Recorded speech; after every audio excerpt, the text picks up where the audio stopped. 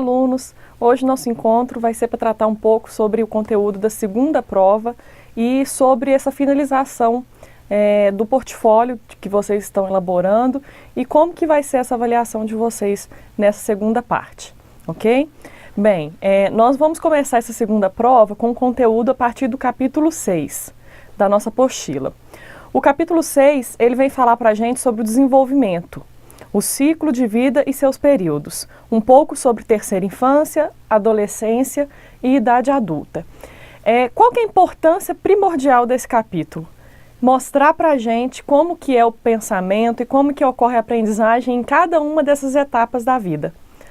Principalmente daqueles alunos daquelas crianças que vão estar na nossa faixa etária quando a gente for trabalhar com eles no ensino fundamental 2 e no ensino médio, né, que a gente vai estar pegando a segunda fase da criança e adolescência, certo? Então, nesse capítulo, o que é importante para vocês diferenciarem quais são as características de cada uma das fases dos ciclos que os autores colocam e como que acontece o aprendizado nessas etapas, principalmente enfocando nas etapas que vocês vão estar trabalhando, né, novamente, ensino fundamental 2 e ensino médio.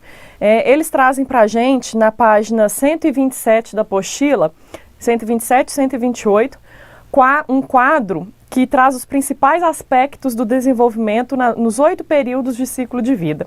Então, esse quadro, vocês têm que estar com o domínio total deles para fazer essa avaliação. E principalmente também para o conhecimento de vocês, né, gente? Para estar trabalhando em sala depois, para vocês conhecerem os alunos que vocês vão enfrentar. Então, a gente tem essas 8 fases listadas, que são a fase pré-natal, que é da concepção até o nascimento, ou seja, os autores consideram que antes do nascimento ainda existe aprendizagem sim, né? Primeira infância, o bebê, que é dos 2,5 até os 3 anos. A segunda infância, ou pré-escolar, que é dos 2,5, 3 anos até os 6 anos.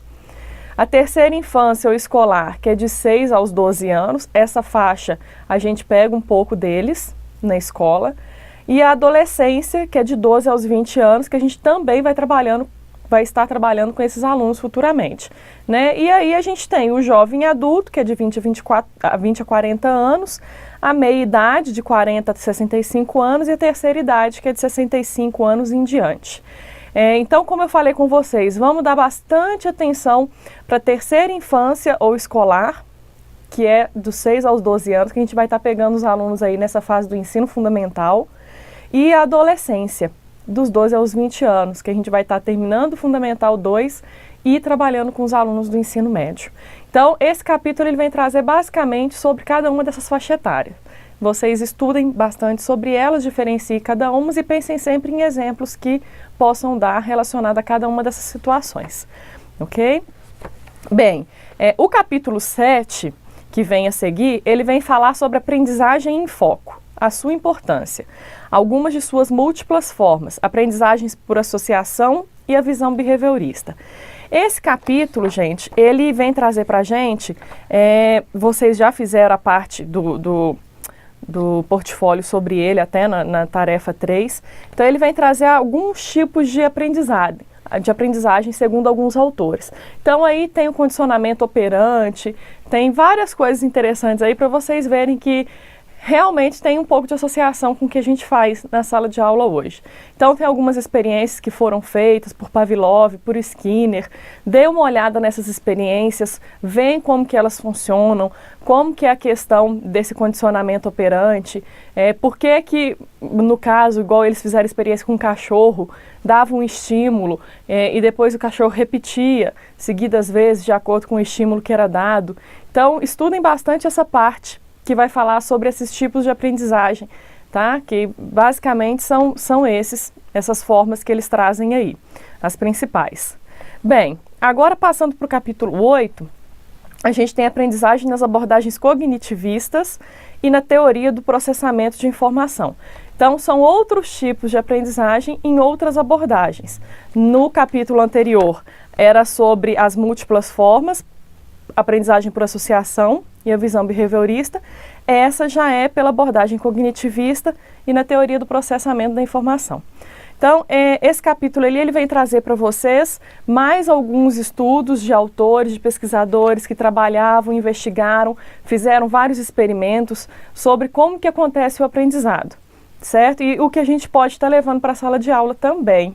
Então, assim, eu acho que a melhor parte dessa apostila inteira, desse nosso estudo inteiro, são esses 2 capítulos, porque eles trazem para a gente como que acontece o ensino e a aprendizagem, que é o principal. Então, como que a gente deve trabalhar no nosso ensino para que ocorra a aprendizagem, para que a gente atinja a aprendizagem, né? Então, vem trazer aí para a gente os estímulos, os reforços, como que pode ser um reforço positivo, um reforço negativo.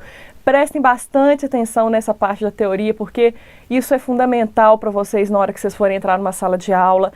Às vezes, um reforço negativo que você dá para um aluno, você consegue um processo oposto ao que você queria, um resultado oposto ao que você queria. Às vezes, você dá como se fosse um reforço positivo, esperando que o aluno repita aquele procedimento outras vezes e aquilo funciona para ele de outra forma.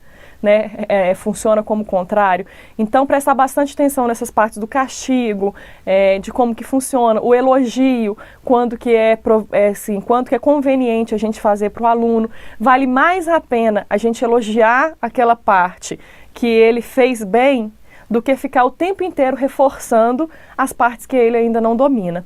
Então, às vezes, se você dá um reforço positivo em relação a algo que o aluno faz positivamente sempre, isso vai animá-lo a tentar fazer bem as outras coisas. Isso vai dar um ânimo para ele continuar fazendo, continuar estudando e sempre melhorar. Evitar ficar sempre o tempo inteiro colocando os pontos negativos dele, né? Então, assim, esse capítulo vem trazer bastante esse estudo para a gente. Então, dei uma lida nisso daí também. E aí ele traz na página... A gente tem na página 192 e 193 um quadro 8.2 que vem falar um resumo, né, das teorias interacionistas atuais que tratam sobre desenvolvimento e aprendizagem.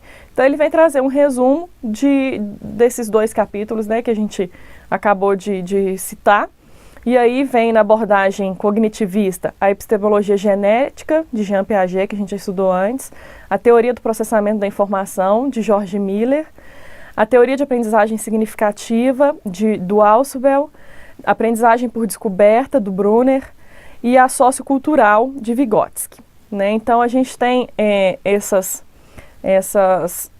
teorias de ensino-aprendizagem listadas aí, fazendo um resumo bom, né? Porque às vezes a gente vai lendo picado e acaba se perdendo. Então, na hora que você pega esse quadro montado aí nessas páginas, você consegue ter uma ideia boa de diferenciar cada uma dessas teorias e complementar também, que aí vocês pensam em exemplos para cada uma delas, pensando no que as diferenciam e tudo mais, tá? Depois, por fim, a gente tem o último capítulo da nossa apostila que vem falar sobre o sucesso ou fracasso escolar. A psicologia pode contribuir para o sucesso? Então, a leitura desse capítulo, ele vem trazer para vocês uma contextualização de tudo que a gente estudou. A realidade que a educação brasileira vivencia ou tem vivenciado nos últimos anos e como que a psicologia pode intervir positivamente nessa melhora dessa condição do ensino brasileiro, né? Então, esse capítulo, daqui a pouco eu vou explicar para vocês um pouco melhor o que eu quero que vocês façam com ele. Bem, até o capítulo 7, vocês já fizeram o fichamento no portfólio de vocês, certo? Aí, tá faltando, então, o capítulo 8 e o capítulo 9 para finalizar.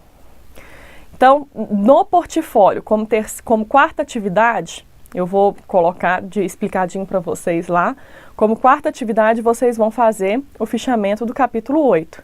Aprendizagem nas abordagens cognitivistas e na teoria do processamento de informação.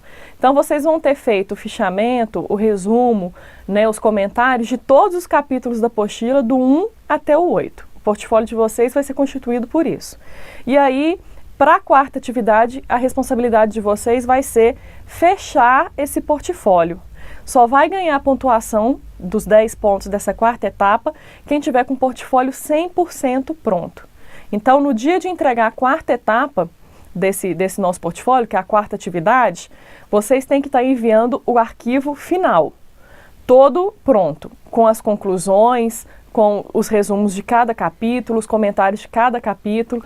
Então, eu espero assim que todos tenham conseguido fazer uma elaboração de uma construção de conhecimento de vocês aos poucos. Por isso era importante não só fazer o resumo dos capítulos, mas também se posicionar perante eles. Como que vocês veem aquilo ali no seu dia a dia, as experiências que vocês já tiveram.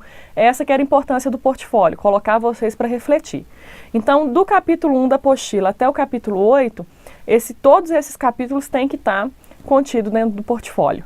Então, ficará como fechamento do portfólio, que é a atividade 4, vocês encerrarem esse portfólio com índice, com capa, com bibliografia. Se vocês acharam vídeos que remetessem a algum capítulo e usaram textos, coloquem como anexo, tá? Então, o arquivo final do portfólio deve ser enviado na quarta etapa. Só receberá os 10 pontos aqueles que mandaram completinho, todo finalizado, o capítulo, o portfólio, certo?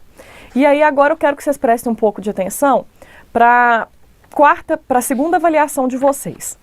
O que vai ser feito? A segunda avaliação, ela consiste nesses 4 últimos capítulos que a gente acabou de ler, mas mais especificamente o capítulo 6, 7 e 8.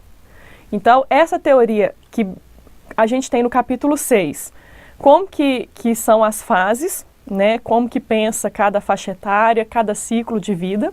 Então, no capítulo 6, a gente entende um pouco sobre como que é cada ser humano em sua faixa etária. E depois, nos capítulos 7 e 8, a gente aprende como que acontece a aprendizagem. Então, a gente viu alguns pesquisadores, alguns estudos, né, de alguns pesquisadores que nos mostram como que ocorre a aprendizagem.